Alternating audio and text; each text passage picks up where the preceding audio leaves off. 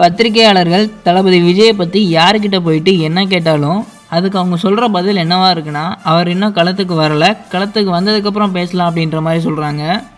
தமிழரோட பாரம்பரிய விளையாட்டான ஜல்லிக்கட்டுக்காக 2017 மெரினா பீச்சில் போய் நின்றாருங்க தளபதி விஜய். அதே 2017 நீட்னால் உயிரிழந்த அனிதாவோட வீட்டுக்கே சென்றிருந்தாருங்க தளபதி விஜய். 2018 தூத்துக்குடி துப்பாக்கி சூடுனால உயிரிழந்தவங்க வீட்டுக்கு சென்றிருந்தாருங்க தளபதி விஜய். இலங்கை கடற்படையினர் தமிழக மீனவர்களை தாக்குறத தடுக்கணும்னு சொல்லிட்டு 2011 பார்த்தீங்கன்னா ஒரு கூட்டம் நடத்தியிருக்காரு. இதுபோல் அரசியல் கட்சி தொடங்குறதுக்கு முன்னாடியே பார்த்தீங்கன்னா ஏகப்பட்ட களத்துக்கு போயிருக்காரு தளபதி விஜய். ஓட்டுக்காக களத்துக்கு போகிற நீங்கள் அவரை பற்றி பேசலாமான்ட்டு இனிமேல் கொஞ்சம் யோசித்து பேசுங்க. இன்னும் கொஞ்ச நாளில் கட்சியோட கட்டமைப்பு பணிகளை முடிச்சுட்டு கடைசி படத்தோட ஷூட்டிங்கையும் முடிச்சுட்டு களத்துக்கு வருவார். அப்போது நீங்களாம் பேசுவீங்களான்னு தெரில.